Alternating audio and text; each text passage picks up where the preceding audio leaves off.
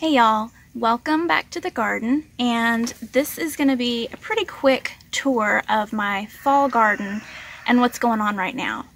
The roosters are doing like a dueling banjo right now, so you're going to hear,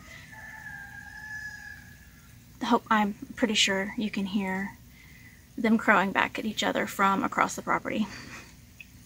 Anyway, okay, so what you can see behind me is kind of a hot mess. So, I'm not sure if you can tell that let me get out of the way. So I'm not sure if you can see, I have pulled up a lot of the squash and pumpkin plants that just have not done well. There's a couple of plants that still had blooms. I was going to just see if they might still pull through, but I'm not hopeful. And looking at my covered areas, I've pulled the covering back a little bit because it got really warm here the last couple of weeks, and I heard it said that if it was over 80 degrees, you did not want row cover over your plants.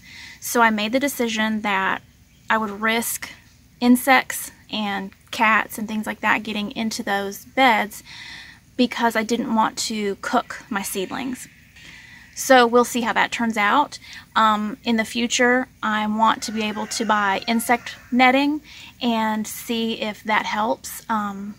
There are so many things that I want to buy for my garden and for my farm, and I have to budget these things, and so I'm just doing the best I can with what I have right now.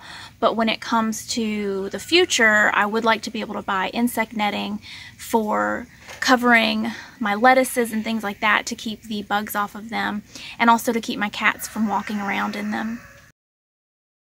So that'll be something to look forward to. The other thing I had mentioned, I'm not sure if I mentioned it in a video or on Instagram, but I had been noticing all of the things that were coming up. Hey, buddy. Oh. Hello. You say good morning? Say good morning, YouTube friends. I'd noticed on my bean plants that they had some sort of yellow and brown spots, and so I asked Smarty Pants McGoogle what it might be, and I'm pretty sure that what has happened is when I had chickens in this area and they were scratching the ground up and everything, and I was throwing them things from the raised bed, that I threw diseased tomato plants over the fence, and that I believe that is what has spread some sort of blight onto all of the plants over here. Now, I knew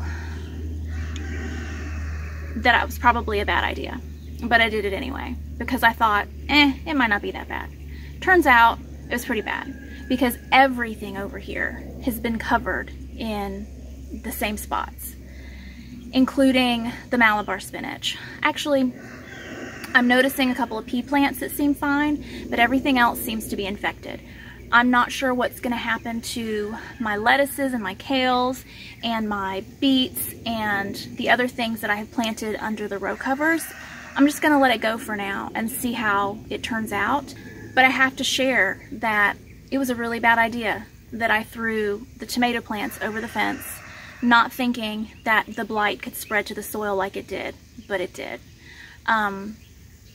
So that's a fair warning to other beginner gardeners. Listen to the advice that seasoned gardeners give you and believe them when they tell you to throw away or burn those diseased plants, because apparently those diseases can spread like wildfire. So I'm just going to show you a little bit.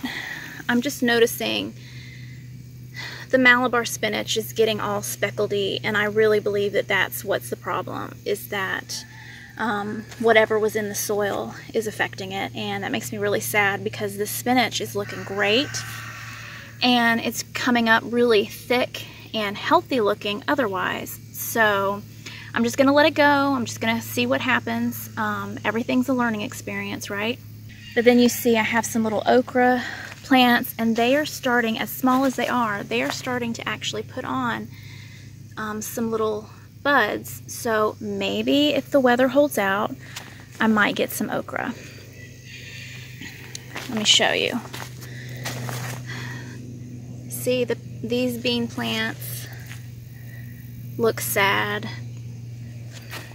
As lush as they are, they're just all clearly not healthy.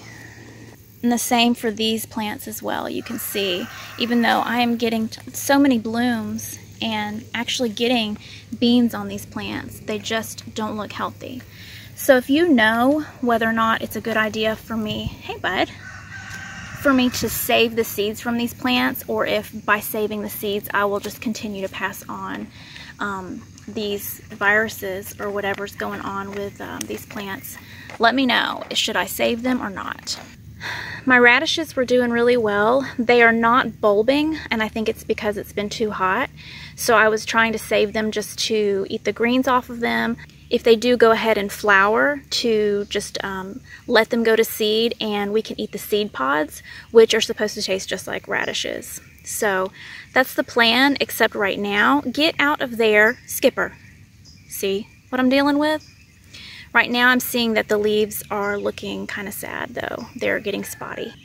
Ignore the weeds in the grass, but can you see the carrots coming up? I'm really excited about this. I hope that this works out and I actually do manage to get some carrots. I've got some peas trellising up this structure that I just threw in here for them, and I just noticed, what did that? Something has come in here and cut all the leaves up, but they're blooming and they're making some progress, so hopefully I'll get some peas out of this. I want to try to show you this tiny flower. Can you see? I don't know if it'll focus on it. It's this tiny, tiny flower. I actually am really excited that one of my cucamelons seems to have been doing well, and I hope I could get, I just want to get at least one little cucumber off of it. I just want to see what they taste like. I'm up to my ears in basil, but this basil is starting to look sick, so I think it's time to go ahead and cut it back. I've been waiting because of the blooms being so helpful for the bees and butterflies. And this holy basil is doing really well, and I actually found another one that I didn't even realize had come up and was doing well. It was hidden under some other basil. And I'm really excited because I am going to go ahead and harvest a little bit and dry it for tea. And I think you should be able to see I still have some banana peppers. What I want to try to do, as we walk down here and you see all this basil and these peppers, I want to try to save these plants. So before it gets cold, I'm going to pot them up and I'm going to put them in the greenhouse and see if I can keep them warm over winter. See these corbachis? They're huge. They're not turning red yet, but I also want to try and save these plants too. If I can bring them in and keep them warm over winter, that they can still keep producing. I think that would be pretty awesome. So that is going to be one of my experiments to do over the winter. And the last thing that I'm excited to show you today is these zinnias that have all popped up and bloomed. These reseeded themselves from the zinnias that were here in the spring. And I also threw in a couple of sunflowers to see if I could get some fall flowers out of them. And one is blooming, and it's a little guy, and there's multiple blooms on it, so I'm excited about that.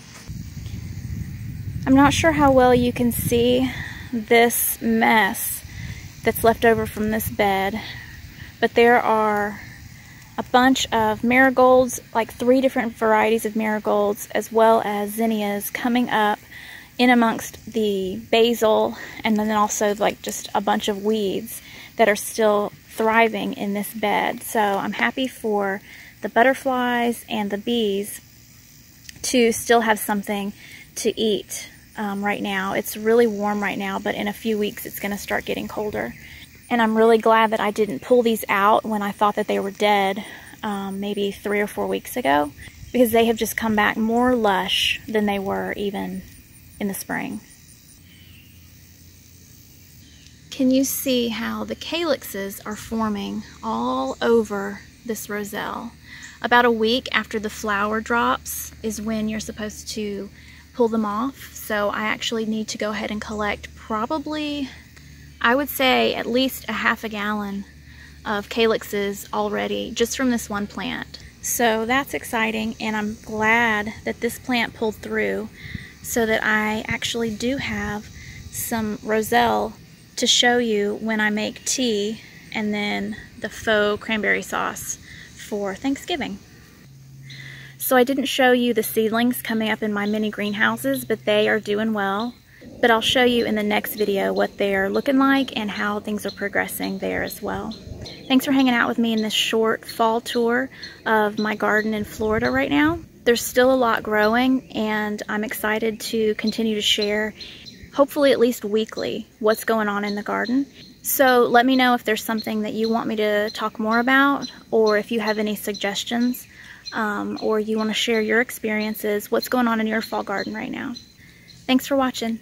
See y'all next time. Dude.